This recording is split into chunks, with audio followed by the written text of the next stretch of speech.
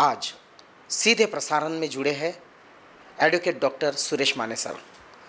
सुरेश माने सर जो एक संविधान अभ्यासक है, संशोधक है और बहुजन रिपब्लिकन सोशलिस्ट पार्टी के राष्ट्रीय अध्यक्ष भी है। सर आपका बहुत बहुत स्वागत। जय भीम। आज का दिन सारे तमाम अम्बेडकरवादी लोगों के लिए, देश के जो विचारधारा मानने वाले लोग हैं, अम्बेडकराइट संविधान को मानने वाले लोग हैं, उनके लिए खास होता है। आज सारे भारत में नहीं, पूरी दुनिया में बाबा साहब अम्बेडकर इनको अभिवादन किया जाता है। आज के दिन आपको क्या लगता है कि बाबा साहब की शख्सियत कैसी थी, उनकी कार्यशैली कैसी थी, आपको क्या लगता है?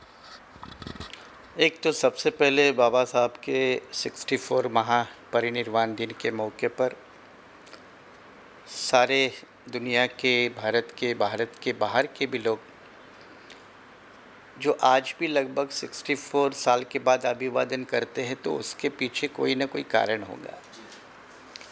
और कारण ये है कि डॉक्टर बाबा साहब अम्बेडकर एक सिर्फ शख्सियत नहीं रहे, वो अभी थर्ड वर्ल्ड कंट्रीज़, नए जनरेशन के एक सोर्स बने हैं।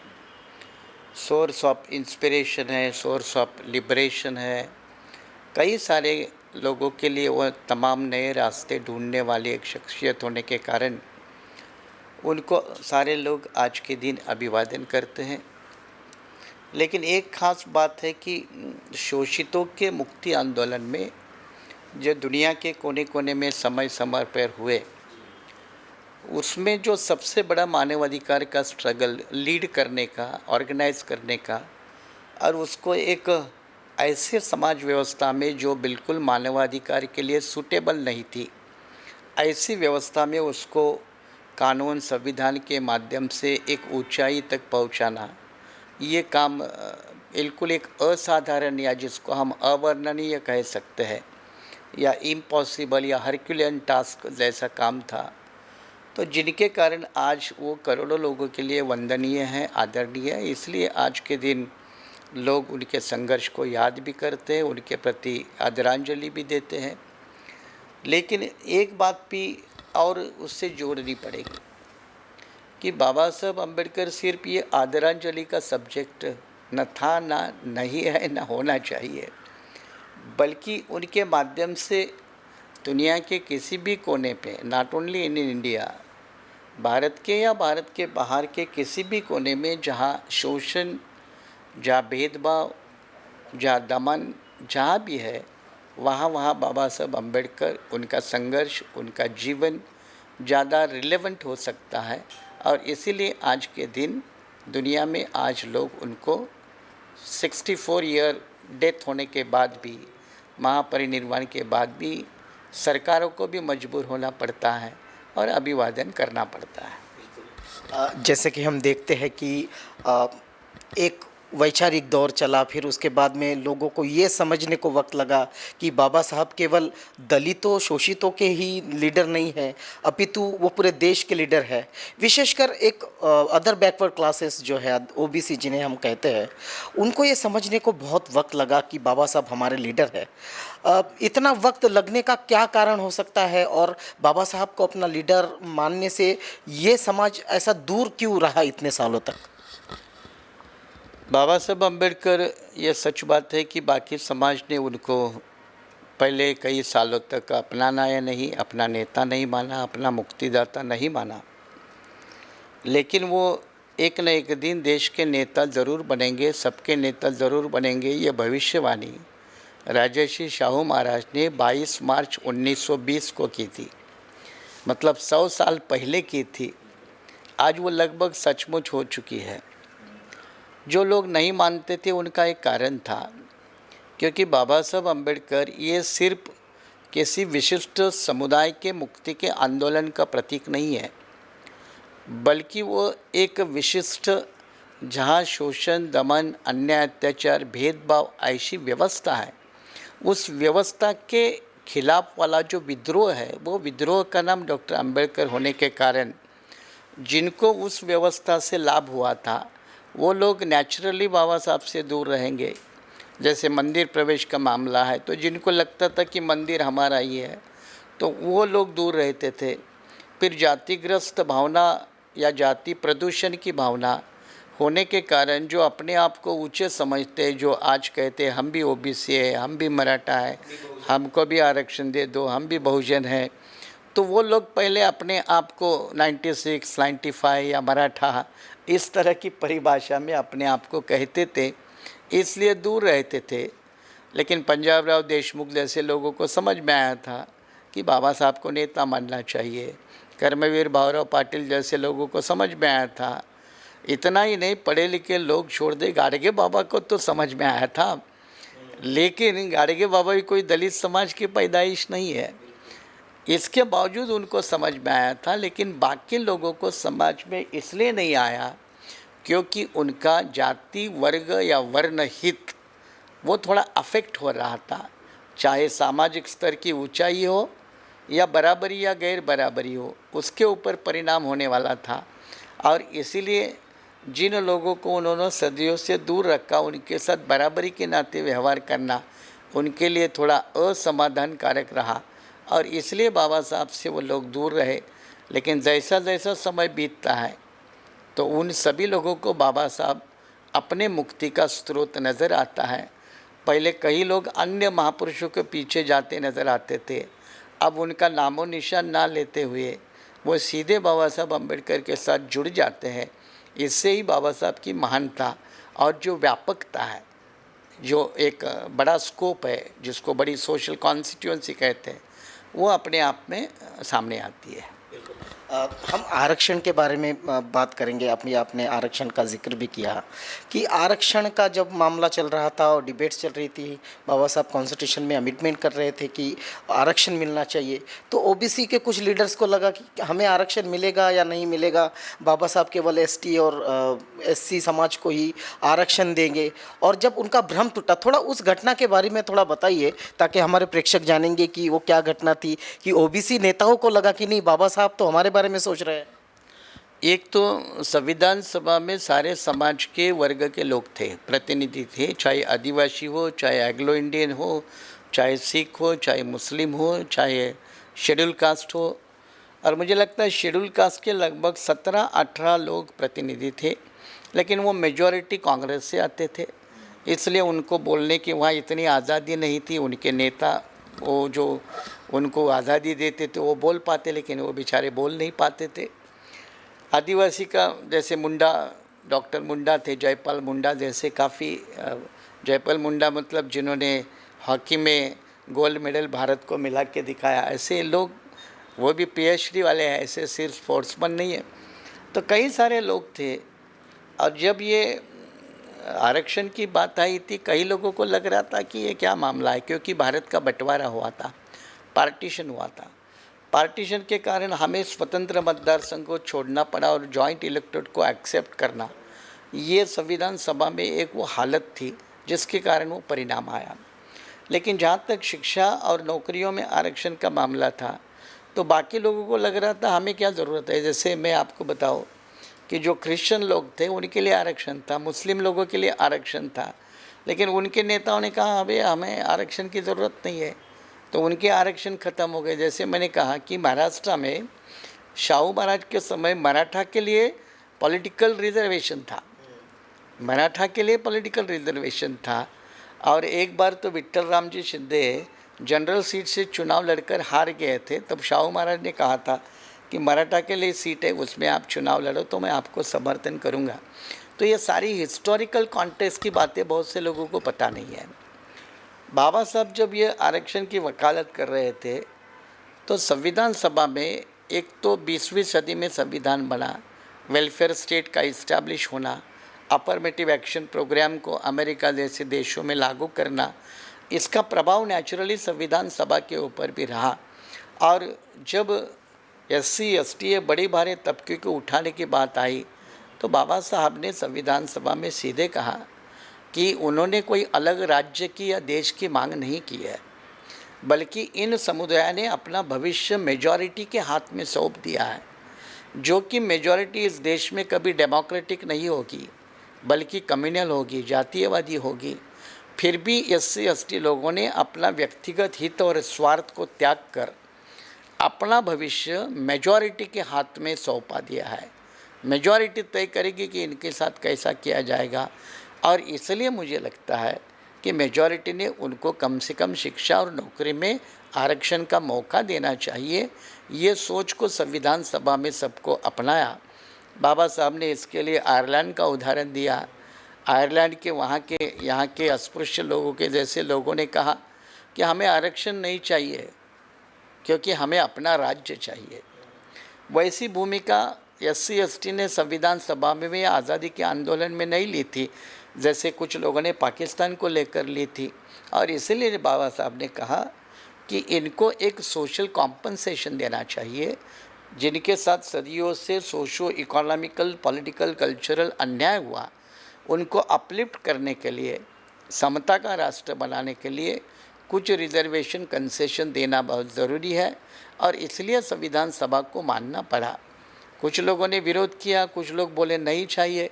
वही लोग जब आज आरक्षण के लाइन की डिमांड करते हैं तो पता लगता है कि वो कितने गलत थे और बाबा साहब कितने सही थे। जैसे OBC के बारे में बाबा साहब को सिर्फ 340 धारा के ऊपर संतोष करना पड़ा, प्रावधान नहीं किया, कर नहीं पाए। उन्होंने वो बात बता के संविधान सभा में नहीं बताया, लेकिन 1954 में काउंसिल ऑफ स्टेट्स के उनके एक भाषण में इसका जिक्र है कि जैसे मैंने SC/ST को दिया, मैं OBC को देना चाहता था, लेकिन कांग्रेस या बाकी लोगों का मुझे समर्थन नहीं मिला उस बात को लेकर, या जो लोग OBC थे, मेंबर ऑफ पार्लियामेंट थे बैकवर्ड क्लास के, उनका समर्थन नहीं मिला मुझे, और इसलिए मुझे सिर्फ 340 तक संतुलित होना पड़ा, समाधानी होना पड़ा, और इसलिए उसका प्रोविज़न किया। तो आज जो 340 के लाभधारक लोग हैं, जो लगभग हज़ारों की तादाद में देश की जातियाँ हैं, उनको बाबा साहब को याद करना पड़ता है, क्योंकि उनके भी मुक्ति का रास्ता SC/ST के साथ वो बाबा साहब ने 340 के माध्यम से खुला कर दिया, वो आज समझते हैं। बिल्कुल, लेकिन और एक भ्रम है इसके बारे में। लोग रिजर्वेशन को सिर्फ एक शब्द को पकड़ते हैं। वो ये नहीं समझते कि पॉलिटिकल रिजर्वेशन अलग है, एजुकेशन में जो रिजर्वेशन अलग है, नौकरियों में रिजर्वेशन अलग है। और ये भी भ्रम फैलाते हैं सोशल मीडिया पर कि बाबा साहब खुद चाहते थे कि 10 साल तक ये रिजर्वेशन रहे, उसके बाद ये रिजर्वेशन अपने आप समाप्त हो जाए। तो ये भ्रम कैसे टूटेगा लोगों का, और उसको कैसे समझाएंगे हम लोग? देखो, आरक्षण का भ्रम को लेकर तो बात अलग है, संविधान के भ्रम को लेकर ही बात पैदा हुई थी। जिस दिन 1950 को लागू हुआ तो कुछ लोगों ने कहा था हम इसको नहीं मानेंगे, और उनकी भी आबादी हमेशा बढ़ी रही है। कुछ लोगों ने समय समय पर आवाज़ उठाई, लेकिन वो सारी आवाज़ें सदियों के समय आते आते वो अपने आप में दब गई, किनारे पे हो गई। मानना पड़ा, संविधान को स्वीकारना पड़ा। और आजकल जिन्होंने कहा था कि हम संविधान को बिल्कुल नहीं मानते, उनको ही जाकर संविधान की शपथ लेकर कई MLA, कई MP, कई member of parliament, minister, prime minister बनना पड़ता है। तो ये संविधान को उनको मानना भाग पड़ रहा है। आरक्षण को लेकर भी कई सारे भ्रम फैलाए गए। एक तो इस बात को हमने स्वीकार करना चाहिए कि आरक्षण का भलाभांति शुरू से ही एक बड़ा भारी तबका विरोध हमेशा करते आया है, क्योंकि आरक्षण के कारण उनके मोनोपोली को खतरा पैदा हो गया। दूसरी बात, जो लोग बहुत सदियों से दूर थे उनको शासन प्रशासन में बैठने का मौका मिला, तो वो बराबरी में आने लगे, तो उसका भी दुख है। तो कई सारी उनकी अपनी अपनी अलग अलग बीमारियाँ, इसलिए भ्रम फैलाते रहते हैं। संविधान में आरक्षण शिक्षा, नौकरी और राजनीति, जो 10 साल की काल मर्यादा है, वो संविधान के ही कानून के रूप में, संविधान के ही धारा के रूप में वो पहले 10 साल के लिए मर्यादित थी। बाबा साहब की वो 10 साल की मर्यादा उसी के लिए है, और इसलिए वो 1950 से 60 को ख़त्म होना चाहिए था, लेकिन वो नहीं हुआ। चालू रखो ऐसा किसी ने बोला भी नहीं, SC/ST ने भी नहीं बोला, लेकिन उसको चालू क्यों रखा गया है इसके बारे में भी कुछ लोग सवाल नहीं पूछते। तो जिसको लेकर सवाल पूछने चाहिए वो सवाल नहीं पूछते। और शिक्षा और नौकरी का आरक्षण को जो समय सीमा नहीं, उसके लिए SC/ST कमीशन है, पार्लियामेंट्री रिपोर्ट होते हैं, और जिस दिन यहाँ का SC ST यहाँ के सामाजिक आर्थिक लेवल पर बराबरी के नाते आएगा तब आरक्षण की ज़रूरत नहीं पड़ेगी। लेकिन समय सीमा ये शिक्षा और नौकरी के आरक्षण के लिए ना थी, ना है, ना संविधान ने दी है, ना किसी सुप्रीम कोर्ट के फैसले में दी है। लेकिन फिर भी लोग जो भ्रम फैलाने वाले हैं और कुछ सत्ता में बैठे वाले, ये शर्म की बात है कि कुछ MP MLA भी इस तरह की भाषा करते हैं, कुछ बाबा साहब को मानने वाले भी कुछ मूर्ख लोग इस तरह की भाषा करते हैं, तो बड़ा दुख होता है। अज्ञान के कारण इस तरह की परिभाषा या भ्रम फैलाने का काम शुरू रहता है। सेपरेट इलेक्टोरल की बात चल रही थी, फिर पुनः पैक्ट हुआ, सेपरेट इलेक्टोरल नहीं हो सका और बाबा साहब उस काल में काफ़ी नाराज़ थे, निराश थे। क्या स्थिति रही होगी कि इस तरह बाबा साहब को बैकवर्ड आना पड़ा और गांधी जी को जीवन दान दे दिया और फिर सेपरेट इलेक्टोरल को त्यागना भी पड़ा? 1914 में जब देश में होम रूल लीग का आंदोलन शुरू हुआ था, तो होम रूल लीग का मतलब था कि अंग्रेज़ों का शासन ऊपर और लोकल प्रशासन हमारे अंदर। अब उस वक्त ऊपरी वाली जो जातियाँ थी, खास करके ब्राह्मण या इतर समुदाय की जातियाँ, इनका शासन प्रशासन में बड़ा बोलबाला था, वर्चस्व था। उसके खिलाफ शुरू में अगर विद्रोह कहाँ हुआ तो दक्षिण भारत में हुआ, उस वक्त का मद्रास प्रांत में हुआ, आज के तमिलनाडु केरल में हुआ, और कई नॉन ब्राह्मण नेताओं ने उसका विरोध किया। 1916 में जब यह होम रूल की बात आगे बढ़ी, तिलक ने महाराष्ट्र में आगे बढ़ाई, तो शाहू महाराज ने उसका बहुत विरोध किया। शाहू महाराज ने 1916 को एक निवेदन दिया, उसमें स्वतंत्र मतदार संघ की मांग शाहू महाराज ने की।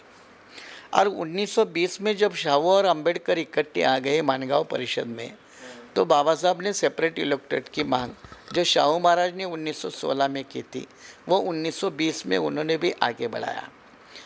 तो मतलब बाबा साहब ने सेपरेट इलेक्टोरेट की मांग कोई बदली हुई समस्या हालात में नहीं की थी, वो उनका एक आइडियोलॉजिकल पिलर था, एक लिबरेशन मूवमेंट का आधार स्तंभ था, और सेपरेट इलेक्टोरेट को उन्होंने ज़िंदगी भर इम्पोर्टेंस दिया था, इसलिए उनको परस्यू किया। अंग्रेज़ों से लड़े, उनको मिला भी। राउंड टेबल कॉन्फ्रेंस में डेलिब्रेशंस के बाद अंग्रेज़ों को लगा कि ये भूमिका सही है, तो ब्रिटिश प्राइम मिनिस्टर ने उनको दिया भी। लेकिन जब गांधी जी ने विरोध किया और गांधी जी ने मरते दम तक उपोषण किया, गांधी की एक खासियत है कि उन्होंने ज़िंदगी में मरते दम तक एक ही बार उपोषण किया, वो अंबेडकर के खिलाफ है या SC ST लोगों के अधिकार के खिलाफ है। कई गांधी जी की प्राण बीन चली जाए तो असाधारण व्यवस्था होगी, मेरे गांव कस्बे लोगों को अपने जान से, माल से, ईमान से धोना पड़ेगा, नुकसान होगा। इसके दबाव में आकर बाबा साहब ने वो पुनः पैक्ट किया।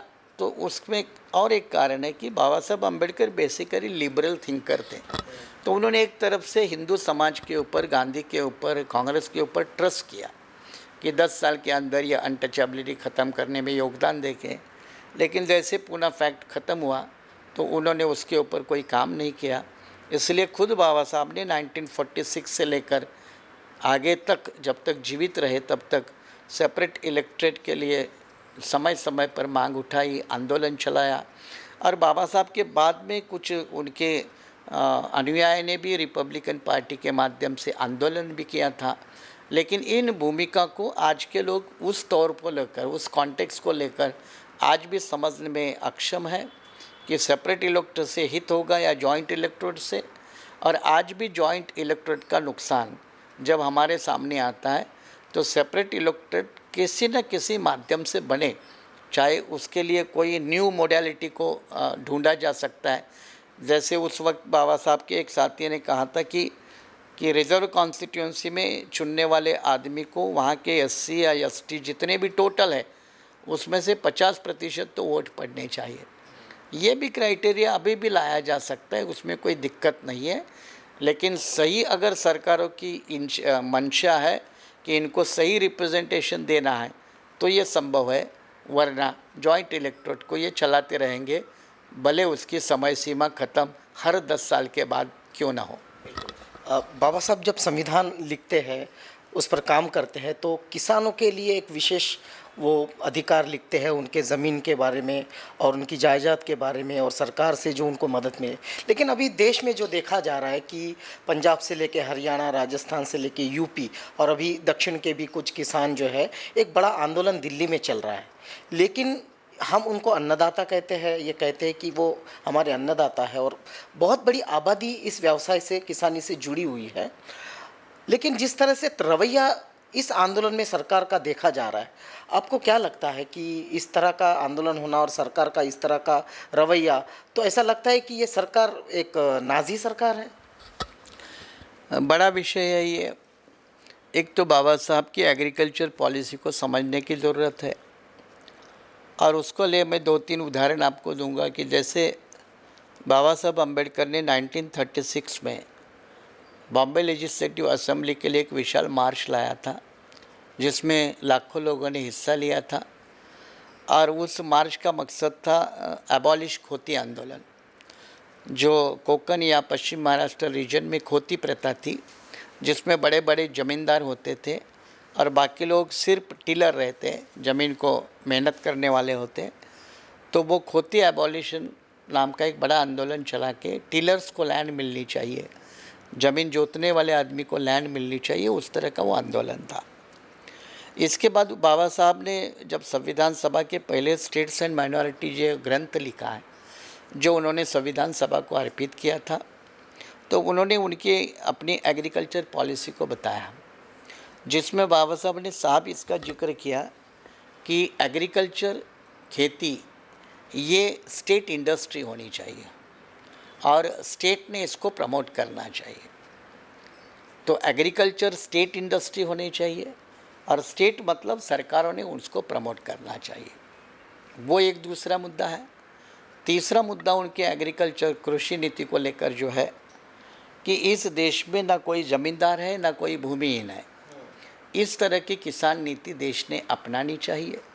ये उनका तीसरा पिलर किसान नीति या कृषि नीति को लेकर रहा है।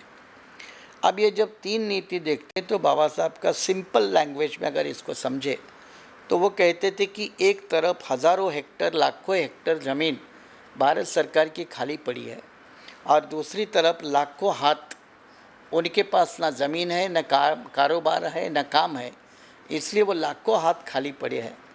तो क्यों ना हम खाली पड़ी ज़मीन और खाली पड़े हाथ इनका मिलन करवा दे, तो इस देश को एक एग्रीकल्चर उत्पादन भी मिलेगा, लोगों को रोज़गार भी मिलेगा और लोगों को रोज़गार होने के कारण वो सिटीज़, शहरों के तरफ माइग्रेट नहीं करेंगे और माइग्रेट नहीं करेंगे तो शहरों के ऊपर जो बड़ा दबाव आता है वो भी अपने आप में कम होगा।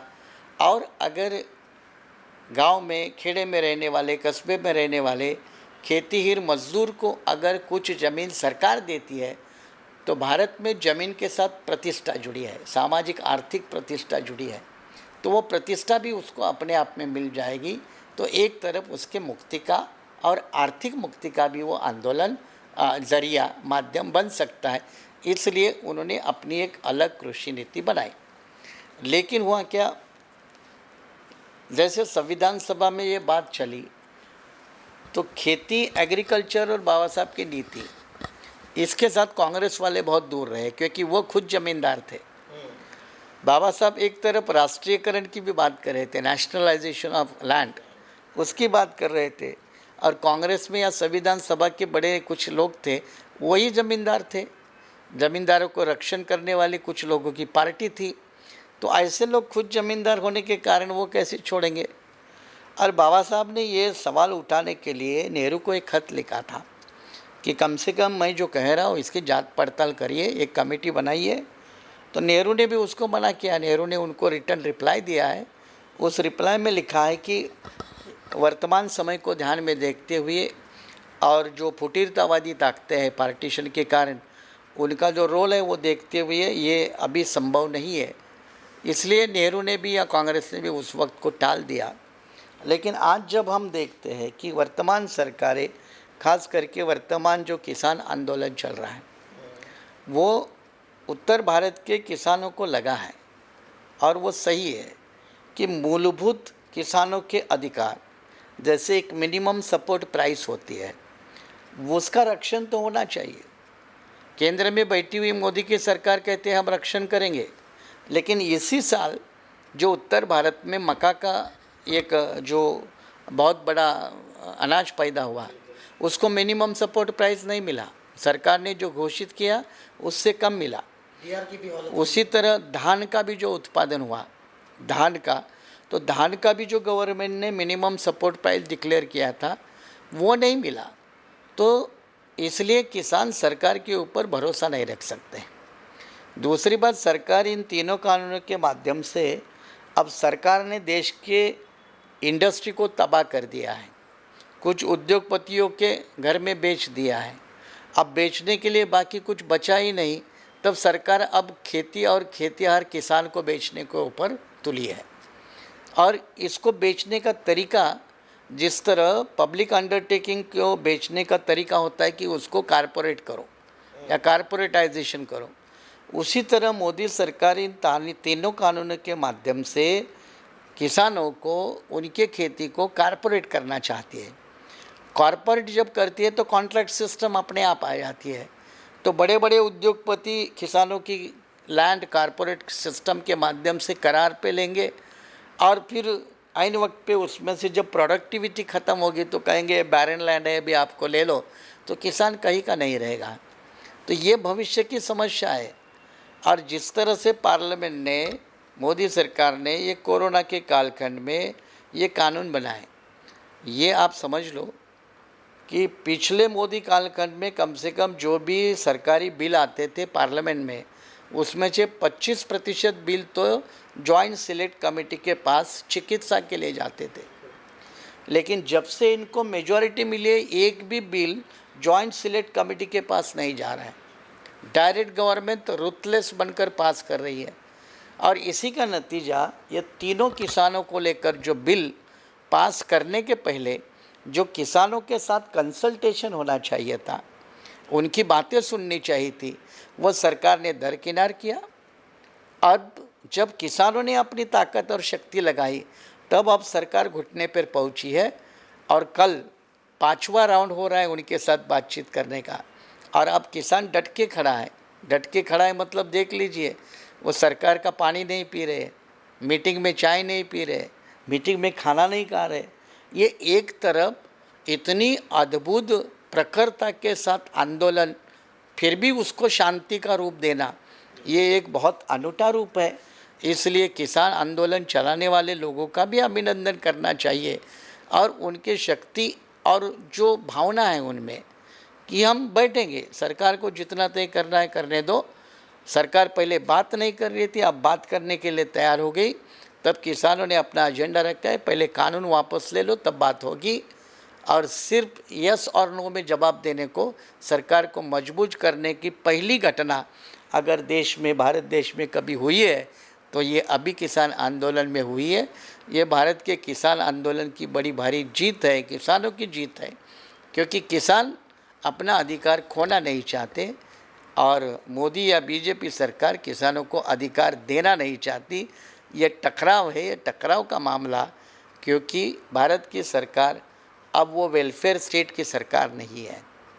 ये क्रोनिक कैपिटलिस्ट मॉडल की सरकार है जिसमें धन्ना शेठ, उद्योगपति, बड़े बड़े पूंजीपति, इनका फ़ायदा होता है।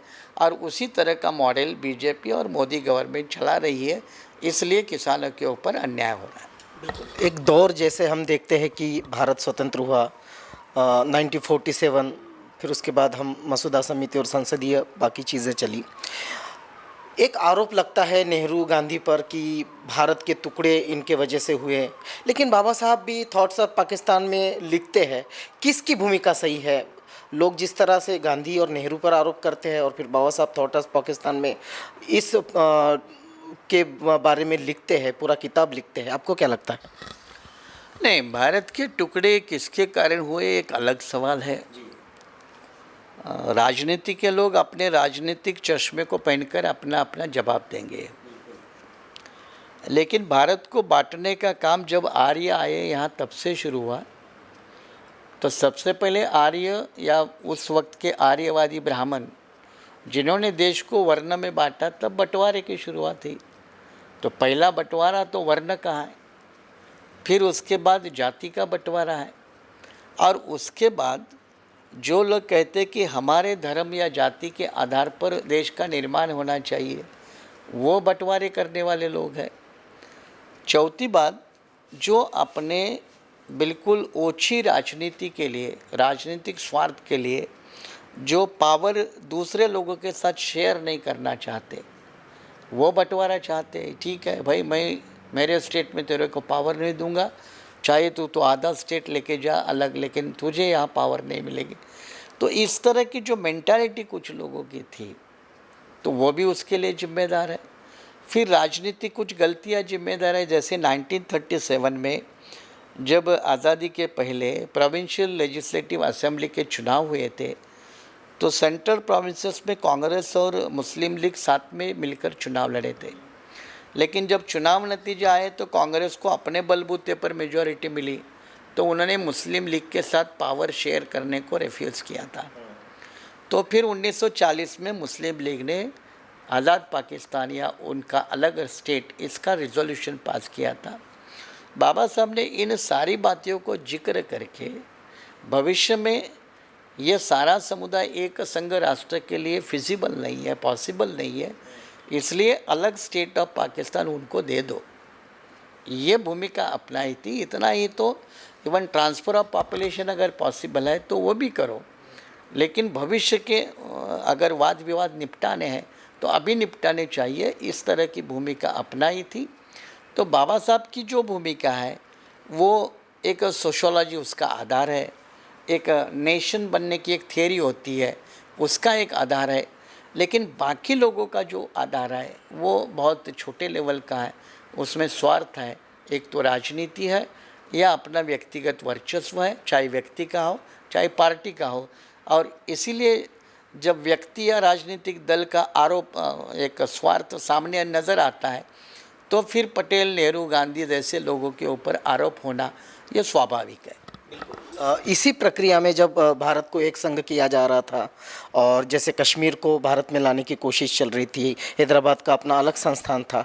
हैदराबाद के बारे में कहा जाता है कि सारा का सारा क्रेडिट जो भारत को एक संघ करने का वो सरदार वल्लभ भाई पटेल को दिया जाता है, लेकिन हैदराबाद संस्थान को लाने के लिए बाबा साहब की एक बड़ी भूमिका थी।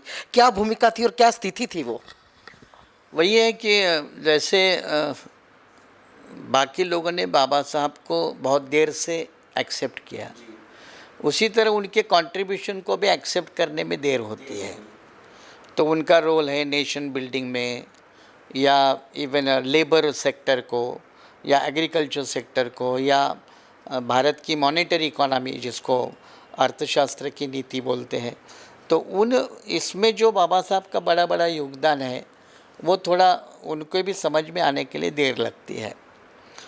जैसे आपने जिक्र किया कि हैदराबाद संस्थान को विलीन करने के लिए ये बहुत से लोग पटेल को, सरदार पटेल को उसका क्रेडिट देते हैं, लेकिन बाबा साहब का सरदार पटेल के पहले लॉ मिनिस्टर के नाते एक सीधा सीधा भाषण है कि अगर हैदराबाद का नवाब भारत सरकार की बात मानता है तो ठीक है, अगर नहीं मानता है तो मिलिट्री एक्सपेरिमेंट करके हैदराबाद को भारत में विलीन करना बहुत ज़रूरी है, क्योंकि हैदराबाद का अलग अस्तित्व फ्यूचर में भारत राष्ट्र के लिए सीमा पर वो खतरनाक हो सकता है। और इसीलिए हैदराबाद स्टेट ये भारत में ही होना चाहिए, नंबर एक। दूसरी, वहाँ की जनता और भारत की जनता, इनके आपसी व्यवहार है, संबंध है, कई सारे सोशो इकोनॉमिकल फैमिली ऐसे रिलेशंस है। इस हालत में इस जियोग्राफिकल भाग को, भूभाग को अलग नहीं रख सकते, इसके लिए इसका मर्जर होना ही चाहिए। ये जो एग्रेसिव पोस्चर था वो पटेल के पहले बाबा साहब का था, लेकिन पटेल होम मिनिस्टर होने के नाते मिलिट्री प्रयोग करना या नहीं करना ये उनका डिसीजन होता है, और इसीलिए उसका श्रेय पटेल को दिया जाता है। लेकिन असलियत में जिस बाबा साहब के आंदोलन को, संघर्ष को हैदराबाद संस्थान में भी मनाई थी, बाबा साहब की कोई आंदोलन प्रोग्राम हैदराबाद संस्थान में नहीं हुए कभी, क्योंकि उनके लिए भी मना था। तो वही भूभाग या हैदराबाद भारत देश में आना चाहिए, बाबा साहब की एक तीव्र इच्छा थी, और उसकी बात को लेकर उन्होंने नेहरू सरकार को पहले ही आगाह किया था, जिसके ऊपर बाद में कार्रवाई हुई। बिल्कुल।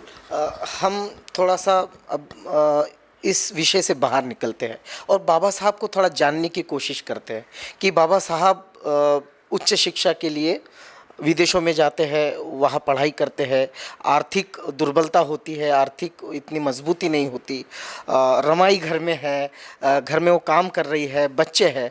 ऐसी स्थिति में क्या मानसिक स्थिति रही होगी बाबा साहब की, और रमाई के और बाबा साहब के जो रिलेशन है वो कैसे रहे होंगे? एक्चुअली इस स्थिति को समझने के लिए बाबा साहब ने जो रमाई के लिए लेटर लिखे हैं, वो बहुत बड़ा एक सोर्स है जानकारी के लिए कि भाई इतना बड़ा परिवार है, पिताजी है, उनकी हालत कैसे है। फिर रमाई का लिखना कि घर में खाने के लिए कुछ नहीं है, मतलब रोजी रोटी की समस्या है, बच्चे बीमार है, बड़ा भाई थोड़ा अलग था। तो ये घर पारिवारिक मामले वो बिल्कुल विपरीत थे। मतलब ऐसे परिस्थितियों में विदेशों में जाकर अपने दिल और दिमाग को कंसंट्रेट करना, ये बड़ा अद्भुत है। उससे बाहर निकलकर छोटी मोटी रोजी रोटी की नौकरी करके वो अपने परिवार का पालन पोषण कर सकते थे, लेकिन उससे बाहर निकलकर इतना तक लिखते हैं कि घर में माचिस इतने दिन में चल सकती है, इतनी डिब्बियाँ होती है उसमें। तो आर्थिक विवंचना का सामना करने के लिए उन्होंने इतनी बारीकता से अपने घर परिवार वालों को तैयार किया। इसको देखकर शाहू महाराज ने कहा था बाबा साहब को, जब मानगांव परिषद के बाद दोबारा बाबा साहब लंदन में पढ़ाई के लिए गए, तो शाहू महाराज ने कहा था कि अगर कोई परिवार चलाने में सहायता चाहिए तो मुझे बेशक मांग ले। लेकिन बाबा साहब ने वो मांगी नहीं थी बाद में।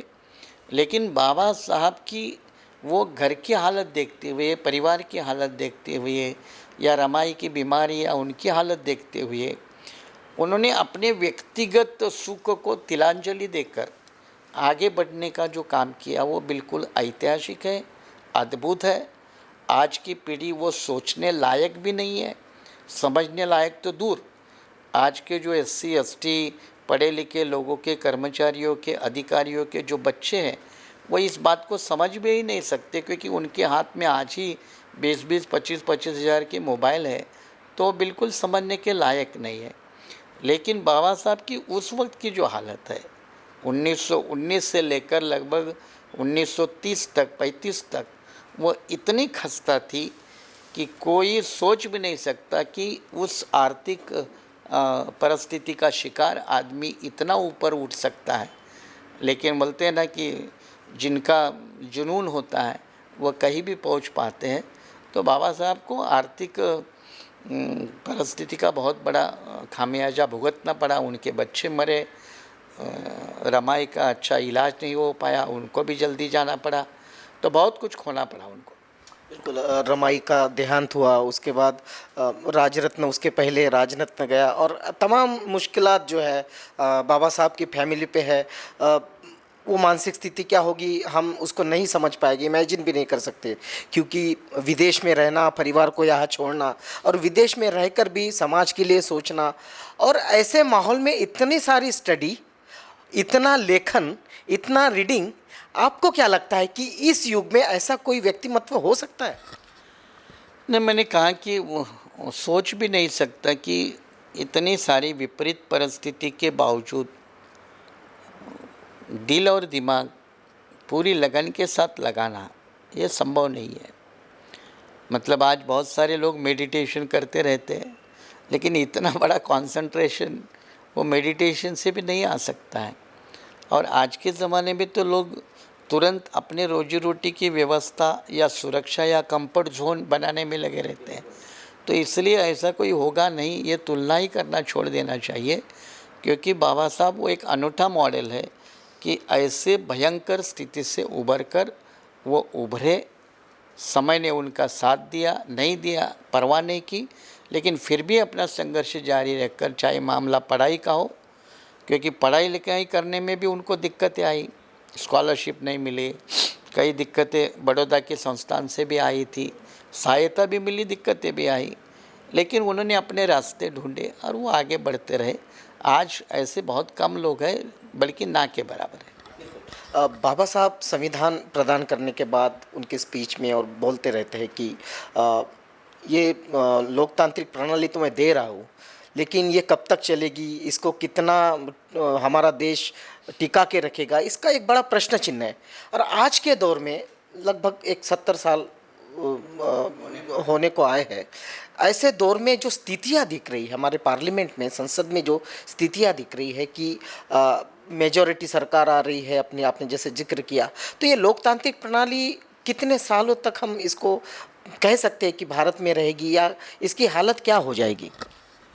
एक बात हमने ध्यान में रखनी चाहिए कि बुद्ध का अगर समय छोड़ दिया, बुद्ध के भिक्खु संघ का, उनके कार्य प्रणाली का समय छोड़ दिया, तो अपने देश में पार्लियामेंट्री डेमोक्रेसी की जड़ें उतनी मजबूत कभी भी नहीं रहे, क्योंकि राज्य रजवाड़े रहे, नवाब रहे, इनामदार रहे, जागीरदार रहे, और उनका एक छत्री राज्य चलता था। वहाँ पार्लियामेंट्री डेमोक्रेसी नहीं थी।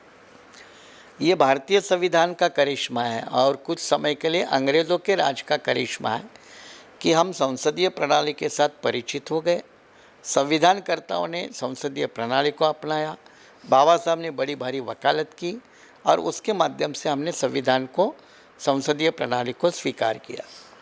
लेकिन वही बाबा साहब को जो खतरा लग रहा था, उन्होंने अपने आखिरी भाषण में 25 नवंबर 1949 को संविधान सभा में देश के सामने रखा कि भाई एक वोट, एक वैल्यू, एक व्यक्ति आ गया, लेकिन क्या यह सामाजिक आर्थिक जीवन में भी चलेगा? परस्पर भिन्न जैसे एक ऐसी स्थिति में तो हम नहीं जाएंगे कि हम एक तरफ राजनीतिक इक्वालिटी है लेकिन सोशो इक्वालिटी नहीं है, या पार्लियामेंट्री सिस्टम चलाने के लिए हम अपने जाति को ही राजनीति के ऊपर रखेंगे, देश के ऊपर रखेंगे। तो ऐसे कई सारे सवाल, शंकाएं बाबा साहब ने बिल्कुल क्लैरिटी के रूप में संविधान सभा में रखी और लोगों को आगाह किया, देश को आगाह किया, भविष्य की पीढ़ी को आगाह किया कि अगर इस देश को एक मजबूत लोकशाही के रूप में उभरना है तो हमें कुछ जो संविधान के आधार है, जैसे सेकुलरिज्म का आधार है या मल्टी पार्टी सिस्टम का आधार है, इसको बरकरार रख के आपको चलना होगा। क्योंकि देश की विविधता इतनी बड़ी है, इतनी उसमें मल्टीपल सिटी है, डाइवर्सिटी है, तो उसको रिफ्लेक्ट होना चाहिए पावर स्ट्रक्चर में। तो पावर स्ट्रक्चर भी किसी एक जाति या वर्ग की विशेषता नहीं होनी चाहिए, उसमें सभी लोगों को भागीदारी मिलनी चाहिए। और अगर ऐसा नहीं हुआ, व्यक्ति पूजा है, फिर राजनीति में कोई असंवैधानिक तत्वों का अपनाना है, ऐसे प्रयोग अगर बार बार जारी रहे तो देश के लिए, प्रजातंत्र के लिए खतरा हो सकता है।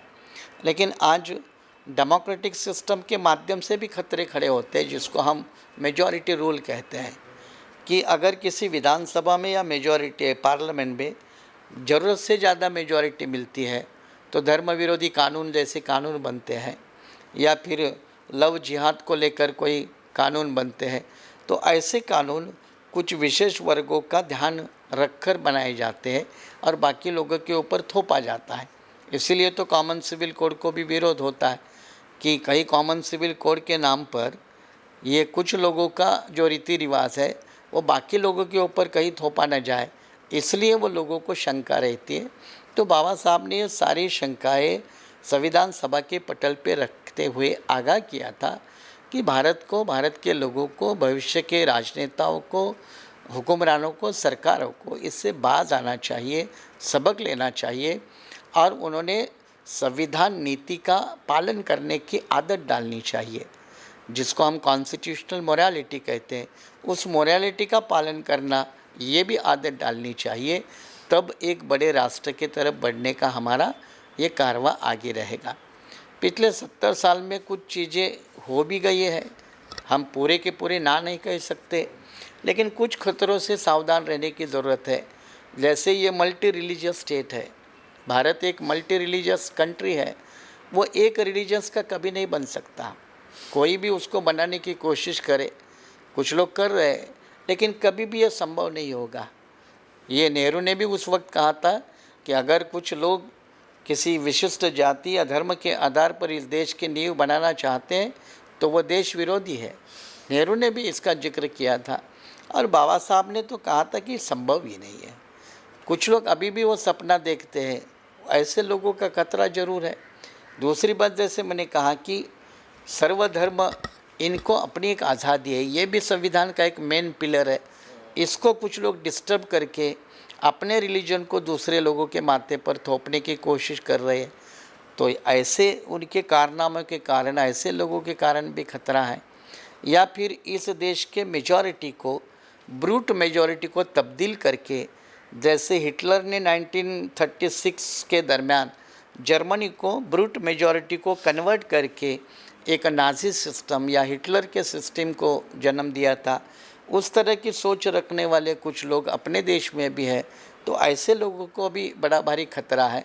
तो ऐसे तमाम सारे खतरों से सावधान रहने की सलाह देने वाला अगर कोई महापुरुष है तो बाबा साहब अम्बेडकर है। बाबा साहब ने सलाह तो दी थी, हम आखिरी दौर में है इस चर्चा के, लेकिन हम आज के दौर में जब देख रहे हैं कि बाबा साहब ने तब आगाह किया था कि एक लोकतांत्रिक प्रणाली को कैसे हमें, लोकतांत्रिक प्रणाली में इलेक्शन सबसे अहम होता है जिसको हम चुनाव कहते हैं। और जिस तरह से हम देख रहे हैं कि पूरे देश में बीजेपी जिस गंभीरता से चुनाव लड़ती है, आपने हैदराबाद का उदाहरण ले लीजिए, निकाय चुनाव है लेकिन अध्यक्ष नड्डा पहुंच जाते हैं, गृह मंत्री अमित शाह पहुंच जाते हैं।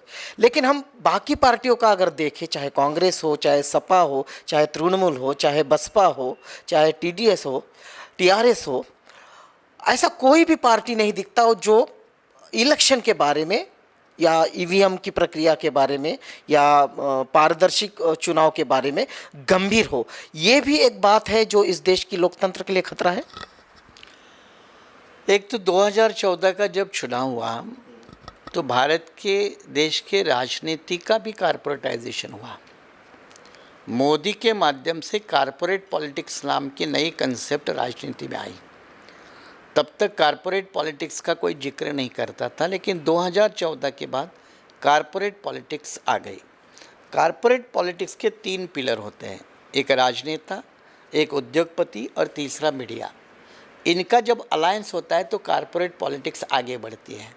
पिछले 10 साल में हमें ये बीजेपी के माध्यम से राजनेता, उद्योगपतियों के माध्यम से कई सारे उनके उद्योगपति और मीडिया हाउसेस के माध्यम से मीडिया, इन तीनों का एक अनहोली अलायंस बन के कारपोरेट पॉलिटिक्स को भारत में आजकल मजबूत कर रहा है।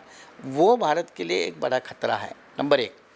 नंबर 2, आपने कहा कि बीजेपी जिस तरह चुनाव को गंभीरता से, लगन से लेती है, तो 2014 तक बीजेपी क्या इस देश में नहीं थी क्या? 2014 तक वही लोग थे, यही पार्टी थी, तो क्या वो गंभीरता से नहीं लेते थे क्या? तब भी लेते थे, लेकिन सफलता नहीं मिलती थी। तब भी ईवीएम थी, तब सफलता नहीं मिलती थी। वक्त ऐसा है कि देश लेवल पे एक सबसे बड़ी जो पार्टी कुछ समय के लिए होती है, अगर वो कमज़ोर होती है तो उसकी जगह किसी दूसरे पार्टी को मिलती है। मैं सीधा कहूँ कि जो उस समय की कांग्रेस पार्टी जो देश के लेवल पे बड़ी मजबूत थी, वो कमज़ोर हो गई और उसकी space by default, by choice नहीं, बाय डिफ़ॉल्ट बीजेपी को मिली। बीजेपी को ये एक मौका मिला वो स्पेस भरने का। दूसरी बात, बीजेपी के पास उन्होंने अपना स्ट्रक्चर, एक तो आरएसएस का है ही, कई सारे संगठनों का है ही, उन्होंने इसको और मजबूत किया है। उस मजबूत करने का फ़ायदा उनको चुनाव जीतने में मिला है। और 2014 के बाद बीजेपी का नाम अगर मैं दूसरा रखूँ तो वो सिर्फ चुनाव जीतने वाली मशीन बन चुकी है।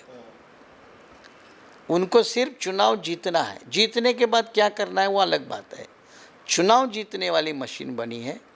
और ये आपने बात कही, उसको मैं टोटली नकार भी नहीं सकता, वो सही है कि जिस तरह से चुनाव जीतने के लिए चाहे नरेंद्र मोदी हो या उनके नेता हो, बीजेपी के लोग हो, जिस तरह से वो मेहनत करते हैं, वैसे ना कांग्रेस वाले करते हैं ना किसी और अन्य दल के करते हैं। ये बात सच्चाई है, क्योंकि वो कैडर प्रधान पार्टी होने का एक फ़ायदा भी मिलता है। अपना कैडर होता है, डिसिप्लिन वर्कर होता है, साइलेंट वर्कर होता है, फिर सिस्टर ऑर्गेनाइजेशन होते हैं, स्लीपर सेल होते हैं, और ये सबके साथ साथ फिर कारपोरेट, मीडिया और राजनेता। तो ये एक बहुत बड़ा अलायंस बनता है और इसलिए उनको चुनाव जीतने का मौका मिलता है। फिर भी जब भी बीजेपी के लिए कोई लोकल ऑप्शंस तैयार होता है तो बीजेपी हार जाती है। जैसे दिल्ली के चुनाव में आप लोकल ऑप्शन मिल गया तो बीजेपी हार गई। दक्षिण भारत में आज भी लोकल ऑप्शंस है, वहाँ बीजेपी के पैर को टिकाने के लिए जगह भी नहीं मिलती है।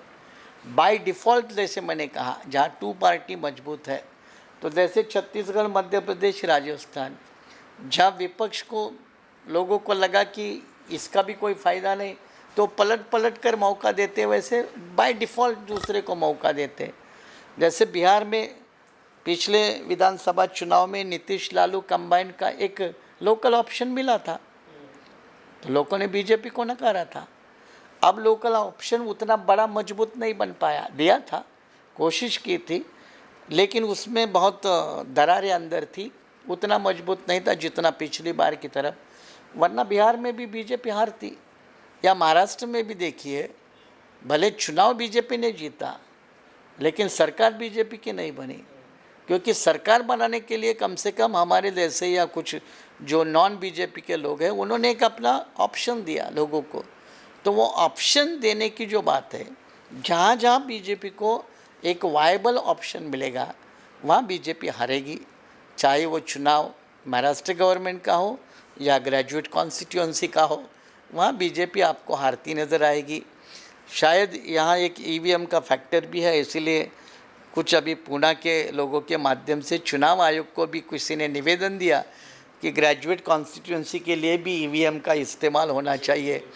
तो एक तरफ ईवीएम हटाने की बात नॉन बीजेपी वाले लोग कर रहे हैं और दूसरी तरफ ईवीएम को लाने की बात या कंटिन्यू करने की बात बीजेपी वाले कर रहे हैं। तो सीधा सीधा दिखता है कि ईवीएम का फ़ायदा कौन ले रहा है। बिल्कुल, आखिरी सवाल इस चर्चा का, एक अम्बेडकरी कार्यकर्ता नेता होने के नाते, संविधान के अभ्यासक होने के नाते, हमारे देश के जो नागरिक है, यानी सबसे बड़ा आज समस्या है तो संविधान बचाने की है। तो हमारे नागरिक जो वोटर भी है, इस देश के नागरिक भी है, संविधान अगर बचता है तो उनके अधिकार भी बचते हैं। आज बाबा साहब के महाप्रयाण के दिवस पर क्या संदेश देना चाहेंगे? एक तो संविधान ने हमें वोट का अधिकार दिया है और ये भी बाबा साहब के मूल सोच का वो परिणाम है, क्योंकि बाकी देशों में सारे लोगों को एक साथ वोट का अधिकार नहीं मिला, चाहे इंग्लैंड हो चाहे अमेरिका हो। वहाँ के अन्य लोगों को वोट का अधिकार संविधान के साथ नहीं मिला, उनके लिए उसको संघर्ष करना पड़ा। जबकि बाबा साहब अम्बेडकर ने 1919 में ही पहले उनके निवेदन में, जब एक अंग्रेज़ कमेटी आई थी उनको निवेदन दिया था, तो उन्होंने कहा था कि मेरे हिसाब से देश के सभी लोगों को वोट का अधिकार मिलना चाहिए। तो ये बात लगभग 1919 की है। तो 1919 से लेकर जब उनको संविधान बनाने का मौका मिला तो संविधान सभा में भी कुछ लोग ये सिफारिश कर रहे थे कि जंगल में रहने वाले आदिवासियों को वोट के अधिकार की कीमत नहीं समझेगी, क्योंकि आज़ादी तक 1950 तक भारत में वोट का अधिकार सभी लोगों को नहीं था। उसके लिए कुछ क्राइटेरिया थे, जैसे एजुकेशन था, प्रॉपर्टी था, टैक्स था, लैंड था, इस तरह के क्राइटेरिया थे। लेकिन संविधान ने एक झटके के साथ सबको ख़त्म कर दिया और सबको वोट का अधिकार दिया। अगर इस देश की जनता बाबा साहब को सचमुच मानती है तो बाबा साहब ने भी कहा था कि इस वोट के अधिकार का सही उपयोग करो, गलत उपयोग मत करो, इसको बेचो मत। अब बाबा साहब अनुयायी से मैं एक कार्यकर्ता के नाते वही सवाल पूछता हूँ, पहले अनुयायी को, बाकी दूसरों को, कि क्या ये वो बाबा साहब की बात मान रहे हैं कि बाबा साहब की बात को नकार कर गद्दारी कर रहे हैं?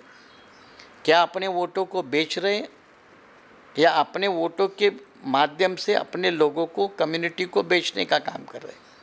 ये वो अपने आप को खुद सवाल पूछे, क्योंकि जिस वोट के अधिकार पर बाबा साहब ने यह सपना देखा था कि इसी वोट के अधिकार का उपयोग करके मेरा गरीब, जो लाचार आदमी है, समाज है, लोग है, ये एक दिन हुक्मरान बनेंगे, ये उनका सपना नहीं क्या? जिस तरह एक दिन ये पूरा भारत बौद्धमय बनेगा, ये एक तरह बाबा साहब का सपना है। उसी तरह इसी वोट के अधिकार का उपयोग करके मेरे ललुआ लोग इस देश के हुक्मरान बनेंगे, ये भी तो उनका सपना है। तो जो बाबा साहब को अपने लोगों को अनुयायी जो समझते हैं, बाबा साहब के महापुरुष के आज के दिन वंदन करते हैं, तो उन्होंने इस बात को ध्यान में रखना चाहिए, क्योंकि इस बात को लेकर ही उन्होंने ये संविधान सभा के एक जो नामांकित आचार्य कृपलानी थे, उनको कहा था कि मेरे लोग इसी वोट के अधिकार का उपयोग करके इस देश के हुक्मरान बनेंगे। तब उन्होंने कहा था कि बाबा साहब ऐसा कहीं नहीं होगा, ये आपकी सोच है, हम आदर करते, लेकिन ऐसा नहीं होगा, क्योंकि आप लोगों ने जिनको वोट का अधिकार दिया वो लोग गरीब है, मजलूम है, लाचार है, वो बिकते हैं, उनका वोट बिकता है। हम खरीदेंगे, अपनी सरकारें बनाएंगे, हम गांधी का सपना साकार करेंगे, आपका नहीं होगा। और तब बाबा साहब ने वो कृपलानी को इसका जवाब देते वक्त तपाक से कहा था कि कृपलानी, तुम्हारी बात से मैं नाराज़ नहीं हूँ, तू जो कह रहा है वो सच है। आज मेरे लोग गरीब है, लाचार है, मजलूम है, इसलिए उनका वोट बिकेगा, उनका नेता बिकेगा, उनका समाज बिकेगा, आप लोग खरीदोगे, आप लोग बापू का सपना साकार करोगे, मेरा नहीं होगा। मैं मानता हूँ, लेकिन कृपलानी एक बात ध्यान में रखना, जिस दिन मेरे लोग अपने वोट का सही इस्तेमाल करेंगे, तुम्हारे इतना बड़ा भिखारी दुनिया में कभी पैदा नहीं होगा। तो इस तरह की भाषा जिस बाबा साहब ने की है, तो अनुयायी से मेरी अपील है कि पूरे बाबा साहब समझने के और एक्सेप्ट करने के बजाय, क्योंकि वो एक बड़ा चैलेंज है, बजाय कम से कम उन्होंने दिए हुए वोट के अधिकार का सही इस्तेमाल करके अपने सही नुमाइंदे चुनकर जो बाबा साहब हुक्मरान बनने की बात करते हैं उसको आगे बढ़ाएंगे, तो फिर सत्ता सामग्री आपके अन्य सारी समस्या का समाधान करने में सक्षम होती है। यही बाबा साहब की बात को ध्यान में रखकर इसके ऊपर अमल करें, यही मेरा आज के दिन आप सभी से कहना है। बिल्कुल, आज अभिवादन कर रहे हैं बाबा साहब को, और जिस तरह से बाबा साहब ने कहा था कि आपको जो वोट का अधिकार मिला है उसका उपयोग अच्छे तरीके से करिए, अपने लोगों को उस जगह बिठाने के लिए करिए, वोट को बेचिए नहीं। अगर हम इस बात पर अमल करते हैं तो यही बाबा साहब को आज के महापरिनिर्वाण दिवस पर एक आदरांजलि होगी। डॉक्टर साहब, आपने बहुत वक्त दिया, आपका बहुत बहुत शुक्रिया। आपका भी धन्यवाद। जय भीम। जय भीम। आप देख रहे हैं आवाज़ इंडिया टीवी।